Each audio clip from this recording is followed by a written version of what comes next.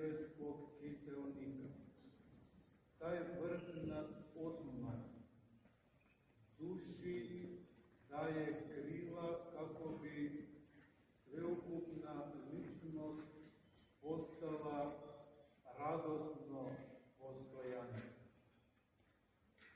Nažalost, dešava se da neki ljudi čak i u crkvi nose sa sobom po neku ideologiju koja ih muči, ali penjući se ka svetitelju kao ka vrhu,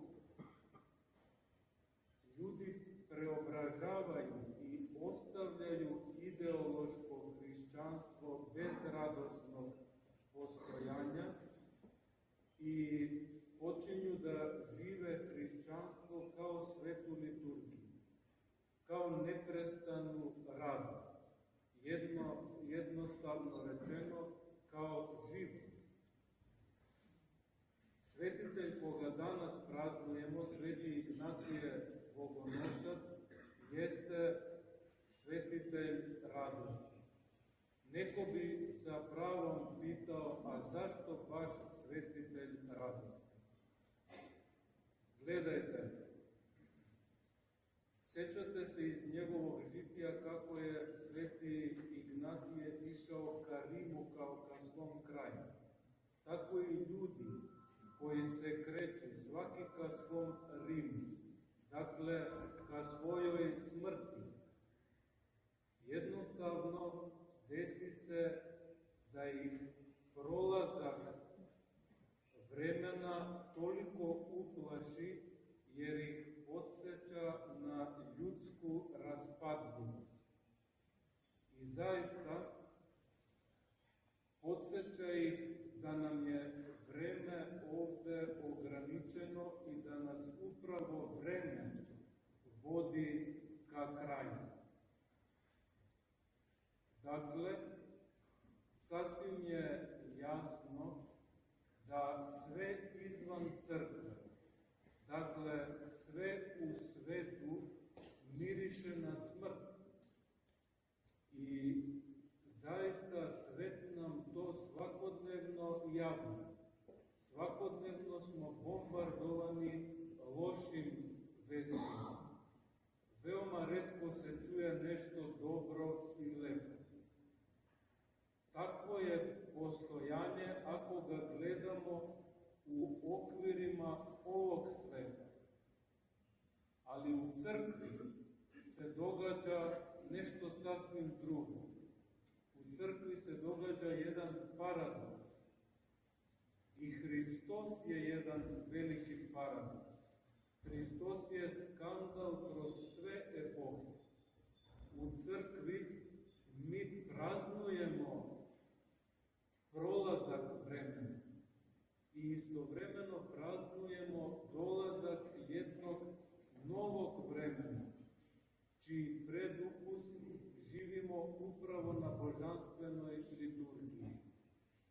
Nije mali broj otaca koji govore da posle Hristovog ovaploćenja zaista jeste teško da se odredi granica između istorije i eskatologije. I sećate se svi, rekli smo, sa kakvom radošću je Sveti Ignatije išao ka novom vremenu. Hodajući ka svom Rimu, dakle ka svojoj smrti. Tako i mi treba da znamo da hodajući kroz vreme, vreme za nas postaje razlog za radost, razlog da se radujemo, jer još u ovom vremenu mi se trudimo i živimo tako da ovaplotimo Hrista u našim životima. Dakle, za crkvu kraj uopšte nije strašan. Sasvim suprotno, kraj je krajnje radostan i optimističan. Ako hoćete, kraj vremena i kraj istorije jeste sam Hristos. Tako da za svakog čoveka koji na kraju ne vidi neki haos, nego vidi Hrista, za njega, u njemu i sve oko njega se preobražava. I čovek postaje radosno postojanje. Radost je neophodna za čoveka. Radost za čoveka je isto što i đubrivo za zemlju. Ako čovek nije radostan, on ne može da daje plodom. I ako hoćete, ako čovek nije radostan, on uopšte ne može da se nazove pravoslavnim hrišćaninom. Dakle, crkva, to jest liturgija za nas jeste novo vreme. Crkva svakako nije i ne bi trebalo da bude neka ideja, nije neki ljudski organizam, nije humanitarna organizacija, nije ideologija, nije neki filosofski sistem ili grupa, već je crkva božanstvena liturgija. Crkva su ljudi koji su se pričestili sa, kao što sveti Ignatije naziva pričešće farmakon athanasijas, to jest lekom besmrtnosti, protiv otrovom kako ne bismo umirali. Crkva je jedno. To je učenje svetog Ignatija Bogonosca i time nas on poučava da jedinstvo i sabornost crkve jesu sama suština crkve. I bez tog jedinstva, bez te suštine crkva ne bi mogla da se naziva crkvom. I to jedinstvo nije neki dodatak bez kog bi crkva mogla.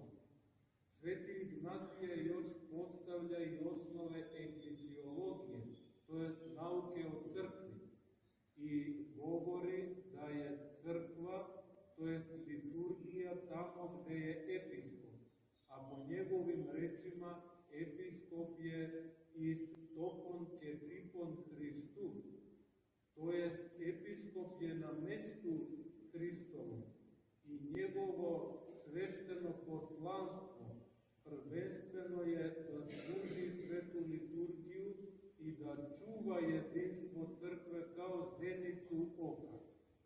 Nije moguće sada da tu u blizini neko dođe i bez znanja, bez dozvole i bez blagoslova episkopa ove crkve da služi liturgiju. Jer to zaista ne bi bila niti crkva, niti liturgija, nego jednostavno to bi bila neka paracrkva, da ne kažemo još neku težu reč. Danas smo se sabrali na poziv vašeg episkopa da na delu potvrdimo učenje svetog Ignatija Bogonosca o sabornosti i jedinstvu crkve. Sasvim je jasno da je praznik svetog Ignatija Bogonosca u suštini praznovanje pobede nad vremenom. Iz njegovog žitija mi se poučavamo kako da se suočimo na ispravan način sa kategorijom vremena i učimo se kako da nam život postane radost, da nam život postane neprolazna radost. Zato, возljubljeni u Gospodu, treba da se trudimo da stvaralački uvek podražavamo naše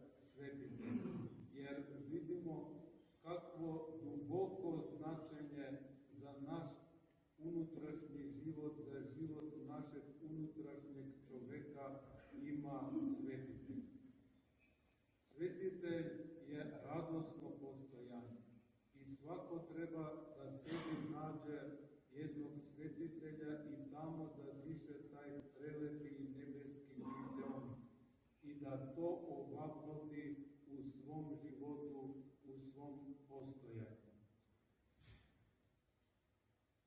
Sveti Ignatije Bogonosac je slava episkopa najsvetije episkopije Vranjske, episkopa Vranjskog gospodina Pahomija. Preosvešteni episkope gospodine Pahomije, vama koji se uvek neumorno trudite da čuvate sabornost i jedinstvo crkve i koji uvek propovedate radost Evanđelja, čestitam vam slavu i od srca vam želim da imate uvek krepko zdravlje i dolgodejstvije na episkopskom tronu. Возljubljeni u Gospodu, molitvama episkopa Vranjskog Pahomija i svetog Ignatija Bogonosca, da se svi pokažemo, da izađemo iz ove liturgije i da se svi pokažemo kao stvaralačka bića, kao kreativni ljudi, kao originalne i neponovljive ličnosti, jednom rečju da se pokažemo radosna deca ovaploćenog i vaskrslog Hrista u Bogu Otcu preko nestvorene blagodati Duha Svetog, sada i uvek i u vekove vekova. Amin. Na mnoga leta